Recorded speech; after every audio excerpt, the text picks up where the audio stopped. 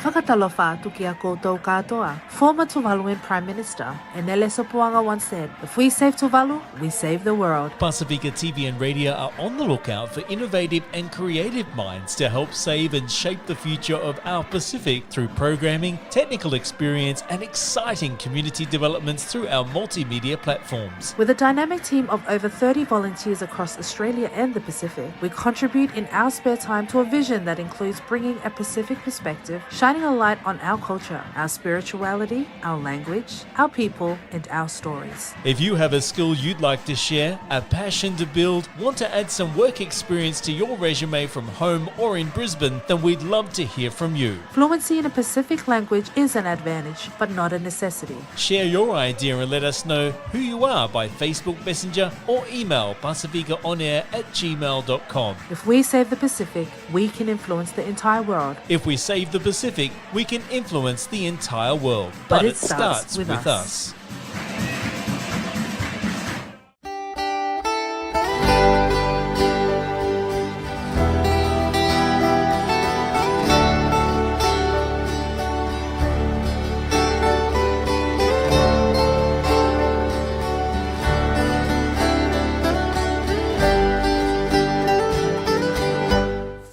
Malo e lau maria hou eiki mo lelei ai tonga mo i vulang kotoa o ku tale lelei ki mo tolu ki e tau proklama talanoa o Houani me homo le tio mo televisione Pasifika. We'd like to warmly welcome you to Talanoa here on Pasifika TV and Radio. Storytelling and the oral preservation of history, compositions, genealogies and fables has long been a forte of Tongan culture since ancient times. During the reign of Her Majesty Queen Sālote III, often affectionately referred to as the Golden Era of the Kingdom of Tonga, the royal palace in Nuku'alofa became the centre of the kingdom's cultural and musical creativity. That legacy continues in the royal family today, and Pasifika TV and Radio are extremely honoured to be in the presence of Honourable Frederica Fatafehi Tuita. Honourable Fatafehi is a great-granddaughter of Her Majesty Queen Sālote, granddaughter of His Majesty King Tauwhahau Tupou IV, daughter of the Princess Royal, Her Royal Highness Princess Sālote, Mafile'o Pilolvu Tuita, and Lord Maulupe Kotofa Tuita. In her own right, Honourable Fatafehi is an accomplished author amongst a range of advocacy projects for Tonga's marginalised. Talanoa is humbled and blessed to be joined from Nuku'alofa by Honourable Fatafehi to discuss her latest book, Dancing Shadows in Animation. Maluela Maria Feito'una, Honourable Fatafehi, it's such an honour to have you, and thank you so much for graciously accepting this opportunity to have a Talanoa here on Pasifika TV and Radio. Before we go any further, please accept this opportunity to provide a brief introduction to yourself in terms of your book writing. Oh, Malo, thank you very much for inviting me to Talanoa with you. Well, in terms of writing, I started writing a few years back for a website based in America called thewhatado.com. And I didn't know that I'd enjoy writing as much as I do now. But I started writing, and it was around the time that His late Majesty King George V passed away. And I didn't think at the time that anyone would be interested in what I had to say or that my writing would resonate with anyone. But some people enjoyed what I wrote, especially because it was from inside the family. And at the time, there was no communication going outside of our family, especially during his funeral, which is what I had written about. So I guess it just sort of put a different lens on and perspective on how we cope, what it is, how close we are in our perceptions of each other. So that's how I felt. I felt about how my writing was received. And over the years, I found that writing is a form of therapy as well. And I know, and there are some things I haven't been able to share, or maybe it's best not to share, but otherwise I really do enjoy writing. And it's even more of a blessing that it resonates with people. Absolutely. I know myself personally, I've been a follower of a lot of your work online, and it is intriguing. It's a journey of learning and growth. And your latest book is a children's book entitled Dancing Shadows in Animation. Could you take us on a bit of a journey to describe the story behind the title of this book? Yes, well, my sisters and I had grown up listening to my mother always telling us stories about her childhood and her experiences with her parents, but most of all with her grandmother, Her Late Majesty Queen Sālote. We'd listen and we loved listening to the stories and the lessons that were told through her stories, but we never thought anything would come of it. We thought, okay, this is just her personal experience, and that it would just remain with us. Even telling the stories to our own children wasn't something that came easily to us. So it was all just her. She had the full copyright of her experiences, and none of us dared to even repeat those stories because they were so personal. But my mother and I were talking one evening, and she said, I've always wanted to write children's stories, but I've just never had the time.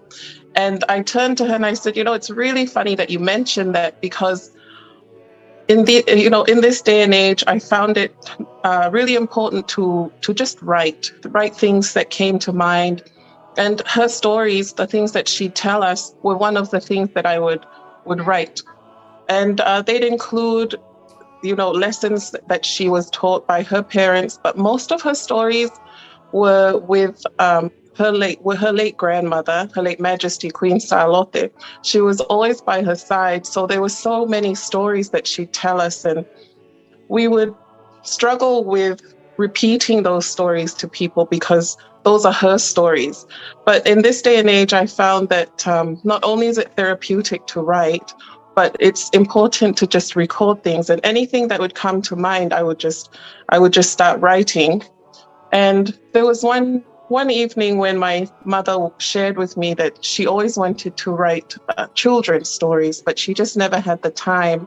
And I turned to her and I said, it's funny that you mentioned that, because I've been writing things and they're based on what she had told me. So I shared Dancing Shadows with her, which is based on a very vivid moment that she remembers with her grandmother, of her late grandmother, when she'd lie there on her bed and look over and see her grandmother's hands haka haka. So tapuange pemoya. She was choreographing a song that she had written, and instead of being fixated on her hands, her eyes would always drift over to the shadows that her hands cast on the wall.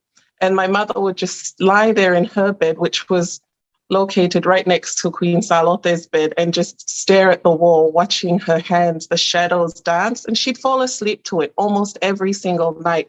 So that's something that's really stuck with her, that stayed with her. And when she tells the story, I just imagine it happening. It plays out in my head. So when it comes to the animated version of Dancing Shadows, the storybook, it was incredibly moving to see what they had achieved that far at the time, because it's just as I had imagined, if not better. So I'm really happy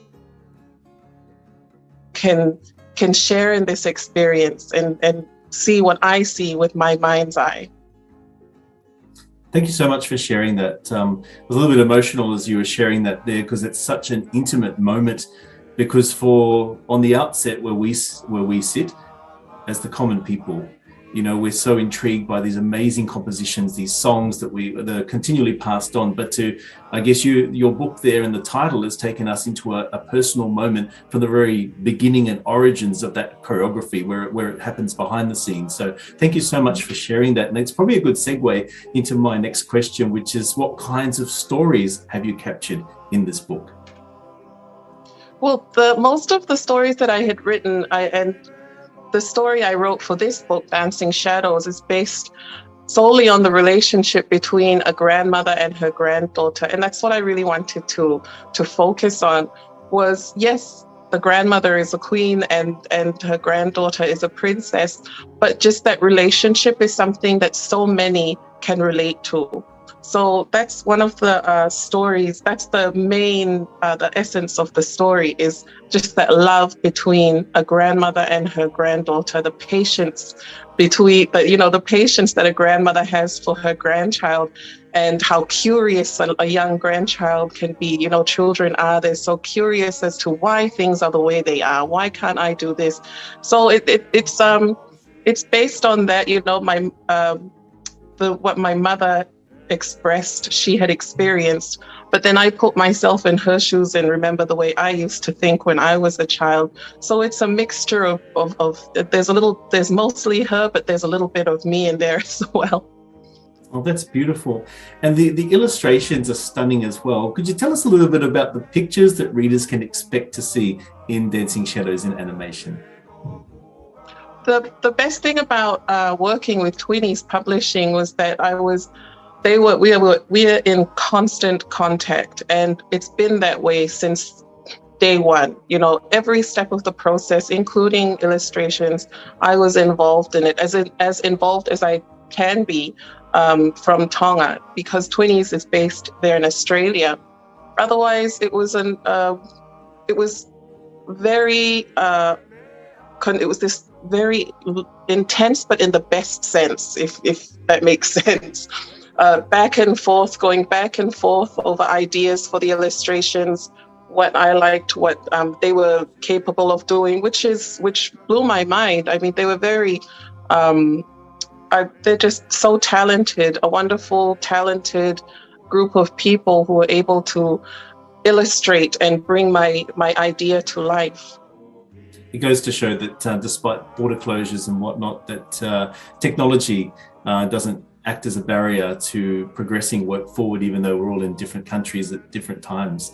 Look, it's extremely rare to read stories published by members of any royal family, let alone our beloved Tongan royal family. What has been the reception from within the family to your concept of sharing these valuable and very personal accounts? Well, my mother's been aware of everything since day one, because I've always shared my writing with her, and she tells me, she thinks maybe if I added this or took away this, then she'd give me her advice. So with her, she was always very supportive. I didn't really tell anyone else in my family about the book until the day we announced that it was going to be published, and that this is the book that I had written with Twinnies support. And then my family started contacting me, and my sisters would ask, "What is this book you've written? When did you write it?" And I told her, I was like, well, lockdowns are good for some things, you really get to just focus, and you're forced to sit there and find something to do and be, progressive and make use of your time. So aside from that, they've been very supportive of all my writing and the posts that I've been making, and Twinnies been making to promote it. They're always there to show that they are there to support me and the stories. Yep. Now, Her Majesty Queen Sālote will forever be credited as Tonga's greatest poet and most distinguished composer. One of those treasured moments affectionately penned in this story reflects on one of Queen Sālote Tupou III's most famous song compositions, namely Katinia. Could you share a little bit about this?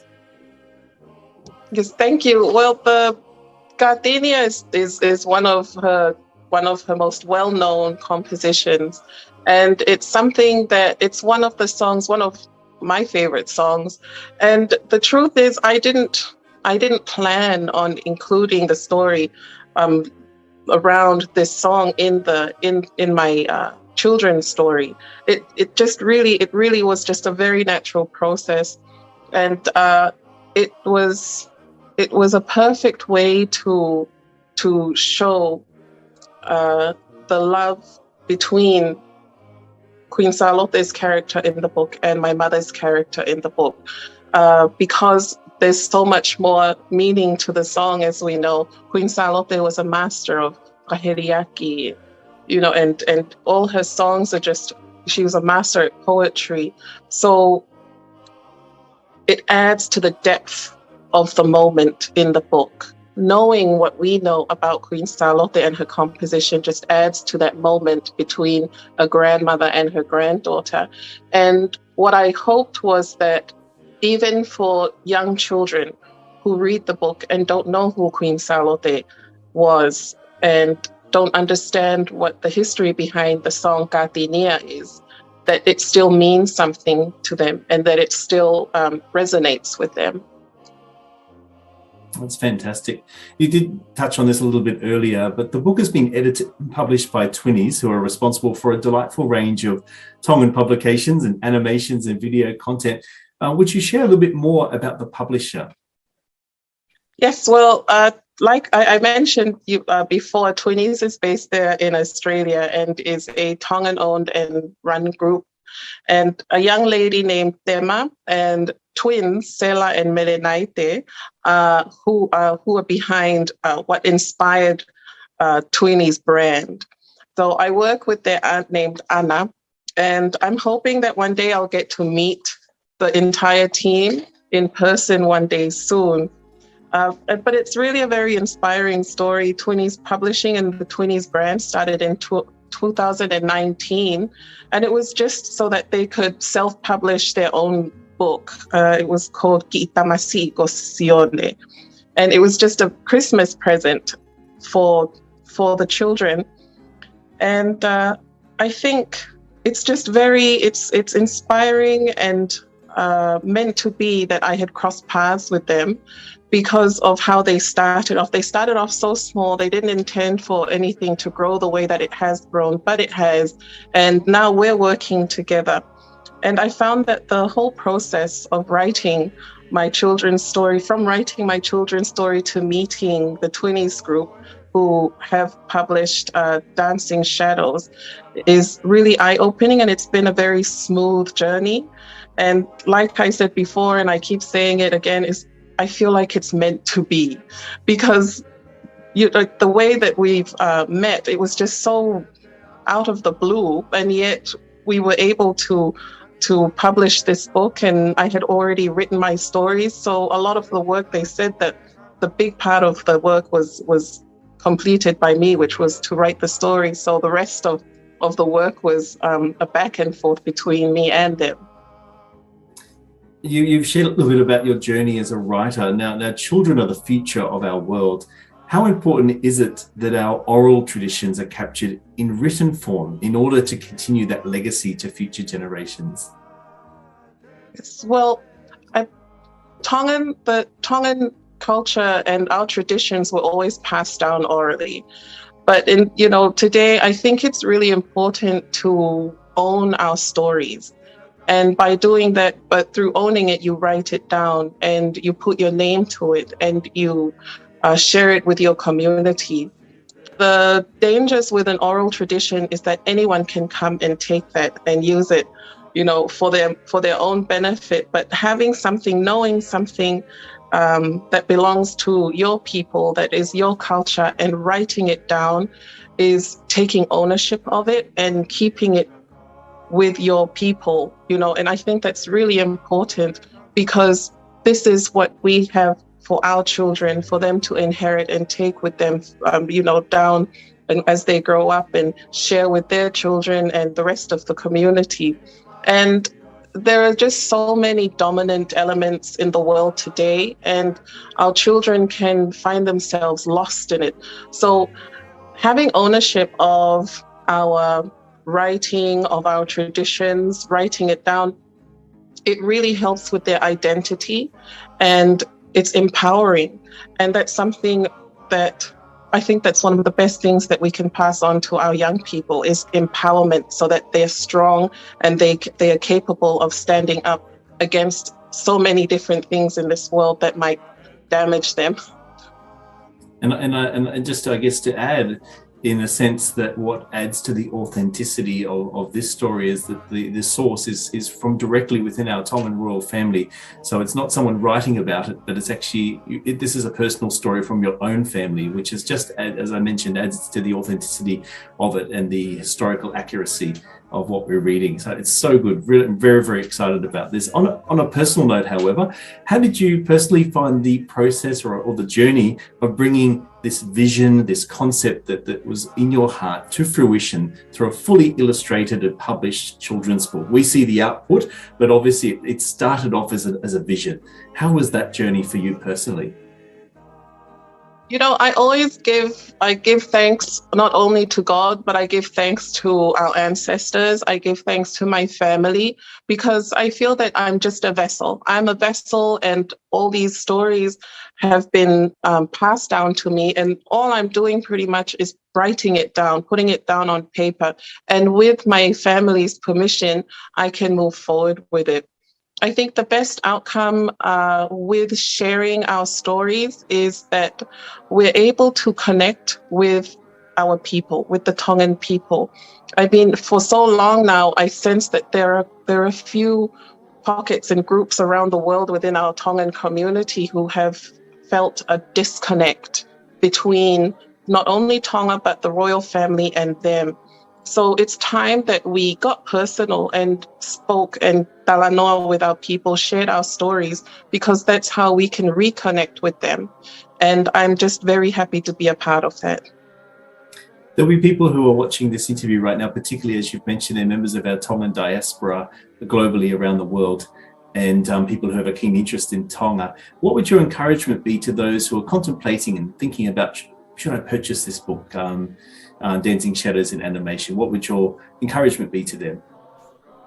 Oh, well, you know, like I welcome you into our lives through my story, through this book.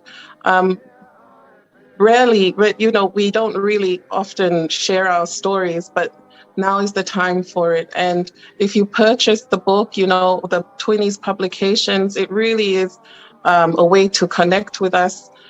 We can't be there in person with everyone, so that's the best thing about sharing these stories in the book, and even with the animated illustration, with the animated book as well, is that it's a way for us to connect as Tongans first, and then, you know, our families and all that later. But I'm so happy. If you haven't purchased the book, please purchase it, because there's more coming. I mean, it would be great for you to have an introduction to the rest of what it is that I'd like to share with all of you. And it might be a little bit too soon to ask this question, but are there any other future projects of this nature that you're currently working on? Oh yes, I'm always writing. You know, even before I wrote Dancing Shadows, I was already writing different stories, but it's just a matter of anyone who's interested in in helping share those stories. So yes, I'm working on more stories. There's more to come. And if there's anyone out there who's curious and wants to know, well, give me an email. Maybe we can work something out to publish and share more. Absolutely fantastic. Finally, is there anything else that you'd like to add or share further with any of our viewers who are tuning in from around the world? Well, thank you. I just want to send my love. I really hope you're all staying safe. And I pray that this pandemic ends soon, because Tonga misses its diaspora. And I'm sure that there are so many families and loved ones who want to reunite. But until that happens, Honourable Fatafehi, on behalf of Pasifika TV and Radio, I'd like to extend our deepest gratitude and appreciation for affording us this rare opportunity for an online virtual audience, shall we say, via Zoom, to discuss this treasure in our Tonga Literacy Library, and wishing you every success with this book, and very excited to think that there are some more projects coming on the horizon. Malo Alpito. Honourable Frederica Fatafehi Tuita, author of Dancing Shadows in Animation, a new Tongan children's book available from Twinnies at www.twinniesbooksandgoods.com. I note that there is a limited edition of signed copies available, as well as a foreword by the Princess Royal, Her Royal Highness Princess Sālote Mafile'o Pilolvu Tuita. Pea koe kakato whoki e tau polokala matala noa ki Houani me he leti o mo televisione Pasifika, pea ko mau whakatauange pe whoki na olele atu kia teki mo tolo koia o mo mea mai mea pina. Mea te au surieni, malo au pito mo mea mai, ka mo mea tua o whātou.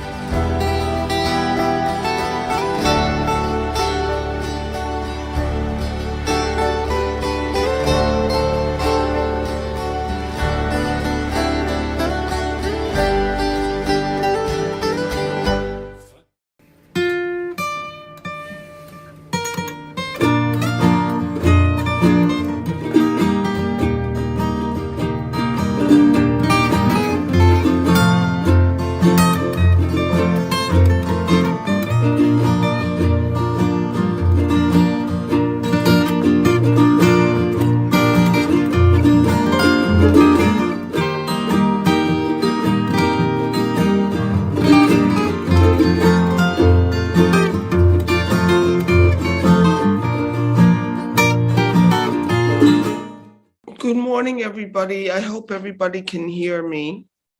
We're going to start the virtual launch of Dancing Shadows. First of all, may I thank you all for taking the time to log on. If you can't hear me properly, or please just say so or send a message through. If you would, whenever you would like to speak, I think you just need to press the unmute button. So we had a little program that Honourable Frederica and I had put into place, which will be the starting point, obviously, with the word of prayer. And I will then play a little video from Her Royal Highness, the Princess Royal Princess Sālote Mafile'o Pilolvu Tuita, who wrote the foreword for Dancing Shadows, and who has blessed it with a royal signature as well. And after we play the short clip, we will come back to this platform and open it up for questions and answers. So what I'll do, I'll start off with a little prayer for us this morning, and then we'll take it from there. Let us pray. Heavenly Father, we thank you for the gift of life. So many homes have waken up with the morning of a life lost. The Bible teaches death is only but an inch away from us. The fact that you have blessed the life of Honourable Frederica Tuita and those of us who are on this platform this morning, we're most grateful indeed. We thank you for blessing us. We recall the verse of Psalms 23, that without doubt, it is with certainty that wherever we go, the goodness of the Lord will follow us.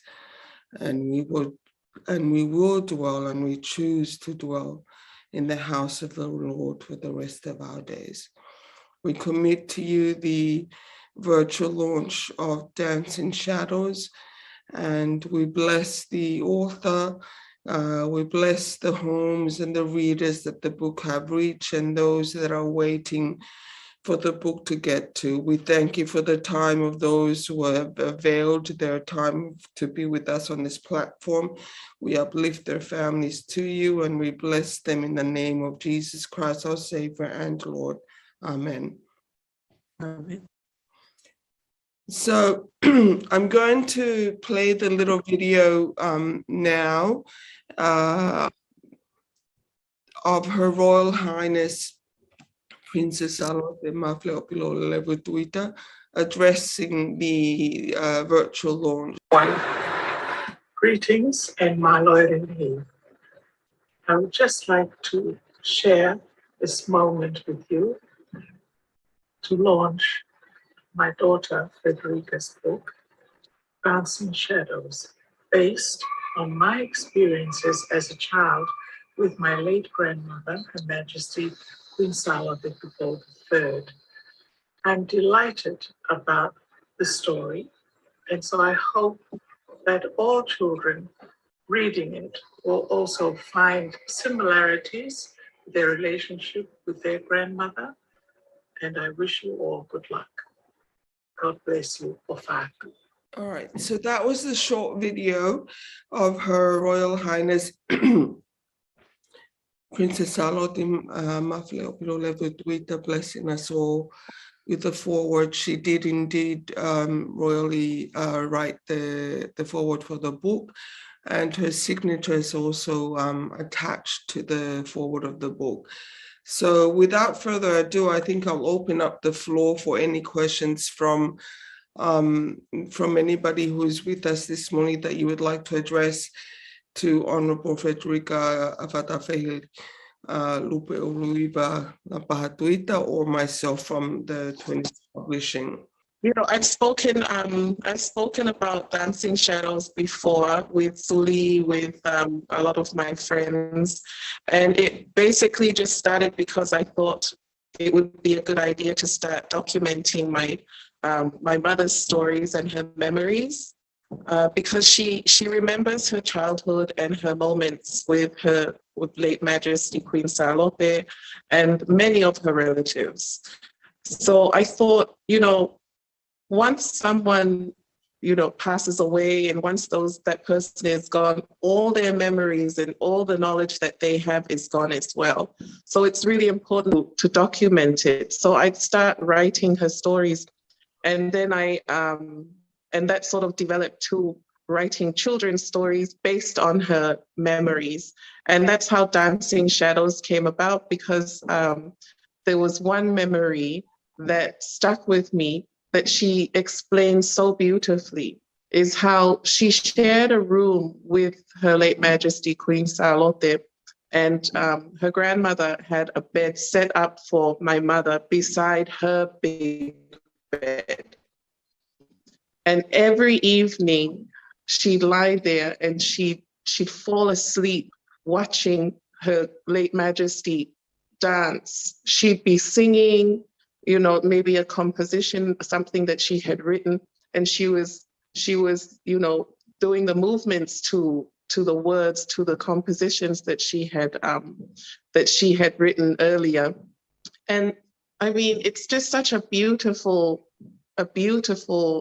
memory, and something that I could see as though I was there as well.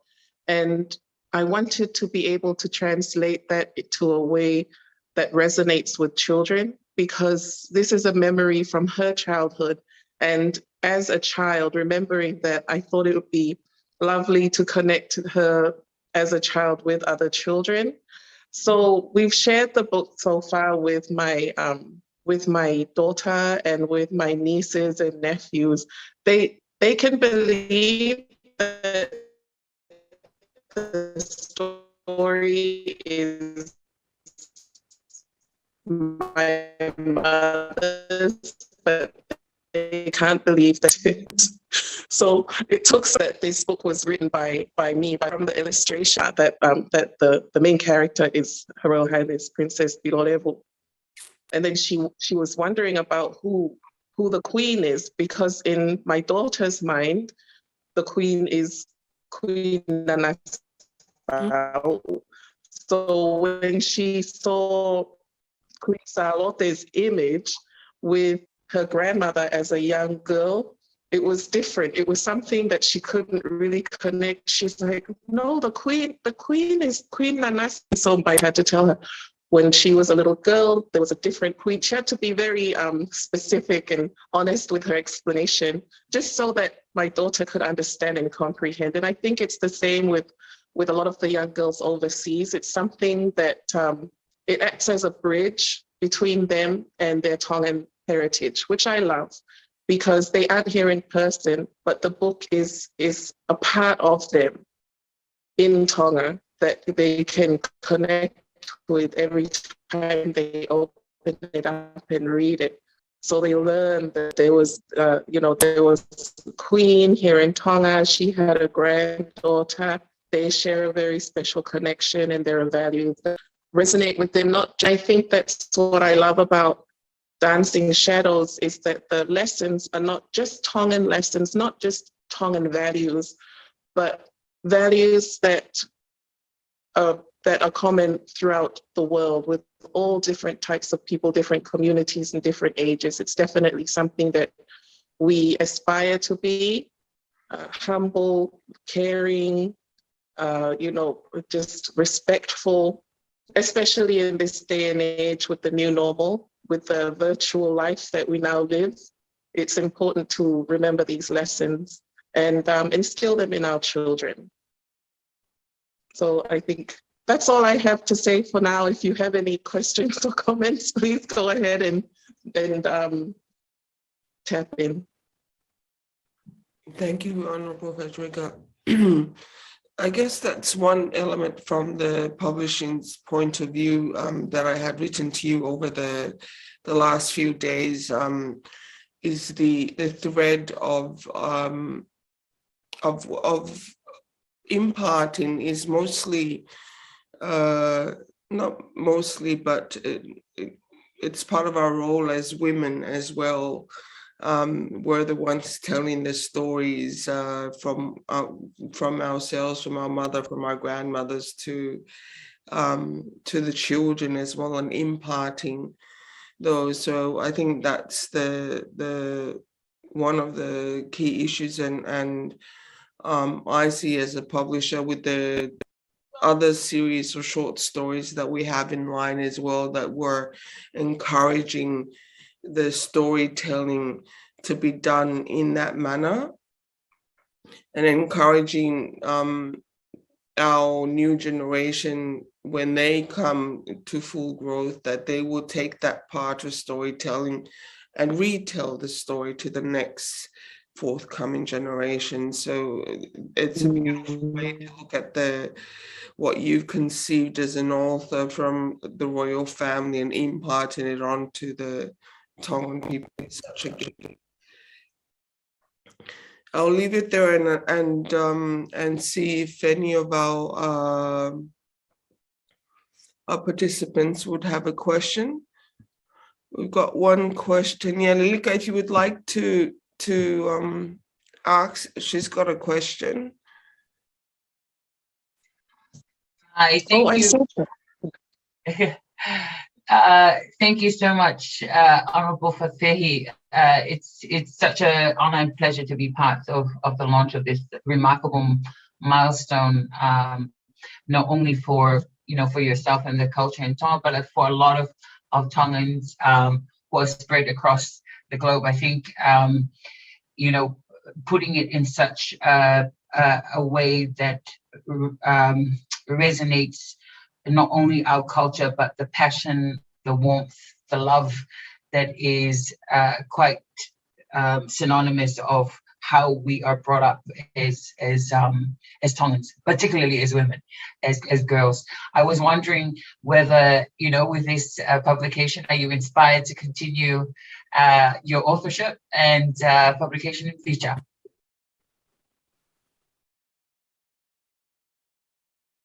Yes. Oh, well, yes. I mean, the stories, we have so many stories to share. I think that's up to the publisher if they want to continue. But otherwise, I already have a few stories that I've put down on paper, and I would love to share them.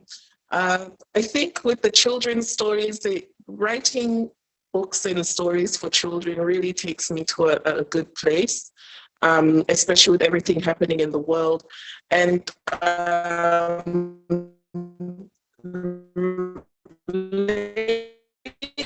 lately, I've been drawn to start writing other stories as well.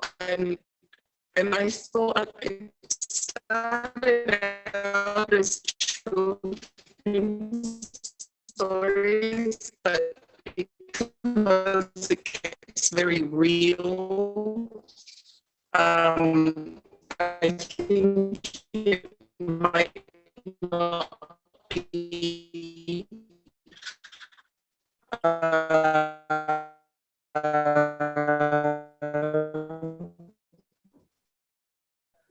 I just want to thank you for this opportunity of this space and to share with one another this great book, and I'm looking forward to more.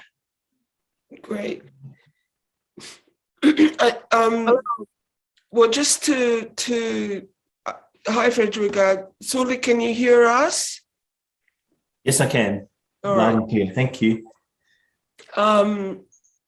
Lilika had to go, but I'm sorry, I was scared that our internet might drop from outside. Was it my side?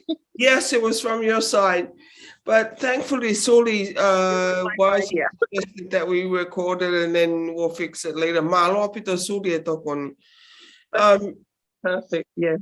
But to the question that Lilika had asked in terms of whether we'll publish another book of series, Honorable Frederica has 3 with us so far, including Dance in Shadows, and our approach to publishing the 3 series is setting up Dance in Shadows, and then with enough time reintroducing the second, because we want to gather a certain client, a certain bunch of girls, readers, and encourage them to fall in love with the characters and the way Honorable Frederica writes it. And I think that's why we wanted to do it in animation as well and in different formats, so they get to start to know the characters on a much personal level, and not to introduce it as a one-off, but to encourage the publication of her storytelling as a series, because naturally Honorable Frederica as a person is not she's a storyteller herself. I think she's gifted with that far before we came along. So there's always going to be stories coming along.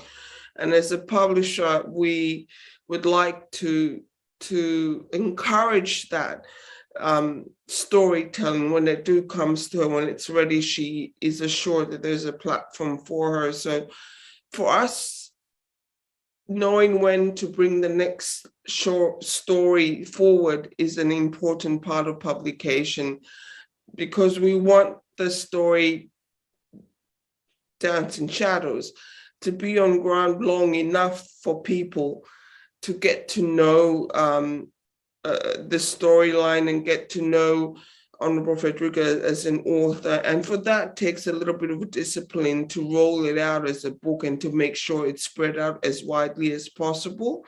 And I think that's where the publication comes in. And it takes a bit of discipline for us, because obviously we need to say, hold off, get a sense of timing, and know when that timing is right to introduce another a book. We were lucky enough to get Eunice. Eunice is one of she's from the States, and she was the librarian who's put up the book in the state library. So, and her herself, just I think it was only a few weeks ago, Eunice, that we had our first reader come to the state library and take the book out. And that took a bit of yes, who borrowed the book publicly, and we do not know what the nationality of that person is, whether that person is Tongan or a non-Tongan reader. But to see that evolvement takes a bit of time, and because the book is written just in English, it does open it to a wider audience. But that process does take time. So, and I think that's why we would sit back and encourage the rolling out of Dance in Shadows perhaps for a good 2 years, and then prepare in between that time in another, maybe halfway between the end of this year to next year, towards the end June, we'll release the second the second book, because that will give the audience, the readers, enough time to read the book. And one of the key things I've noticed with the readers that have bought Dance in Shadows is they've said, I'm going to have to put this up in my collection, in my bookshelf. So already there's a thought process happening subconsciously that they are going to be collecting these books. And that's where we want to foster the growth of the books, is that there is a collection intent from our readers to collect these stories. And because the books are not released in a manner that is e-copied, that it's easily distributed, and we've done that as a publisher intentionally to make sure that there's value added to the books for collection, there's visibility with the hardcover copy of the book. And it's a beautiful way to have a bookshelf in the homes of our people and other people that the kids can go to and sit and, and the parent can pull the book out and read it collectively, is what our approach has been from the very start, that where we would like to see the books and where we would like to see it. So I guess a very long answer to Lilika's question. Yes, there are stories forthcoming. We do intend to release them, perhaps the second story towards the middle of next year, until we have sufficient time to make sure the Dance in Shadows is out there and we have a collective of readers that are following the storylines for as long as possible. So yes, I'll leave it back to either Eunice or Fred, Honorable Frederica, if you would like to add something to that, or Sud, if you have any other questions for us, please.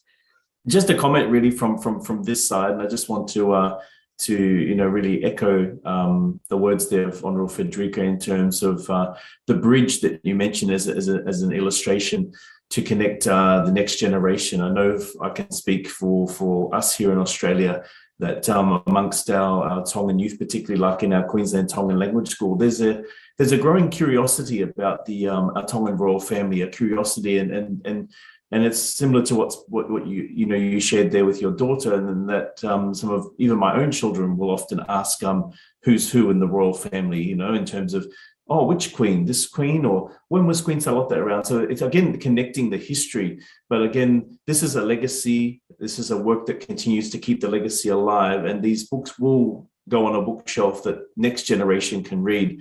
I think it's really, really important that you've captured stories from a generation that lived with Queen Sālote in terms of the Princess Royal, because the reality is that once that generation of people who interacted directly with Her late Majesty Queen Sālote, once that generation has passed, we can only go off our memories and we can only go off stories we've heard from third parties. So to have that first-hand experience and to document it and to pass it on, actually it regenerates an interest, a growing interest in it.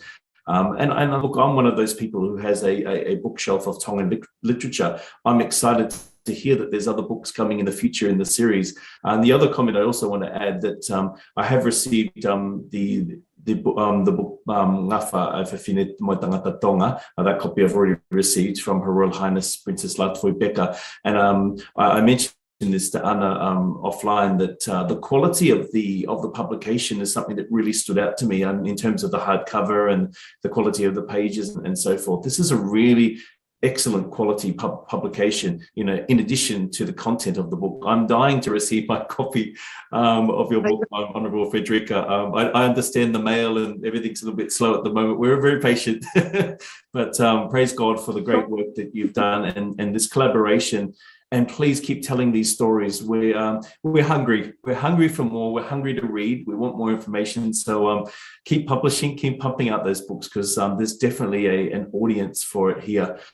And one final note is that I actually encourage, whereby a bit like an online book club, and to take once they have some of their viewers have received copies of books, both Her Royal Highness Princess Latford Becca and your book, Honourable Frederica, to maybe take their viewers on a journey where they read a few chapters and then open the phone lines to discuss what happened in that part of history and sort of have a little bit more interaction. And let's talk about these stories. Let's share these stories. Let's generate continued interest in these stories. That's my only comment from this side, but congratulations again on this launch, and to both Honourable Frederica as well as Twinnies for this excellent work that you've done. And please keep it up. We're very excited from this end. The book certainly, with all our publications, ideally Tonga is where we prioritize to see our publications, is because when we started off, we endeavored to have Tonga as the targeting point for the reading resources, but then we also started to see that there's a whole diaspora of Tongan growing up in outside of Tonga that are in dire need of reading materials. And with the two publications we've released, the Dancing Shadows and the Ngafa book, there's such hunger for these reading materials that we've made sure that they are available. Dancing Shadows has been ordered equally with Ngafa book all the way from Sri Lanka, Germany, Great Britain, Japan, United States, Auckland. And, you know, I was always sharing with the authors that it amazed me. I did not know how much the United States were very keen on stories written in Tonga, and particularly from the royal family, that the demographics of the people coming to the website to buy the books, a large part of it was from the United States, followed by Australia, then Auckland, and then Tonga. And I suspect Tonga, because the books are placed here in Sydney, people would like to get the books there and get access to it. But then, like the question you appropriately asked, whether it'll be made available.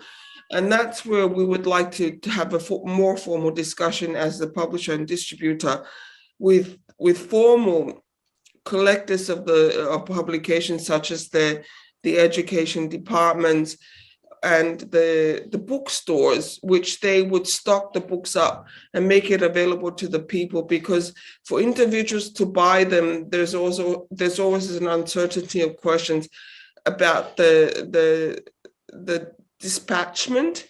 And we've had two individuals who are bold enough to have ordered the books, and we've made sure we've traced them, but it still hasn't arrived in Tonga. And I guess that's why it's better if a formal third parties bulk orders them and makes them available to ensure that they are available.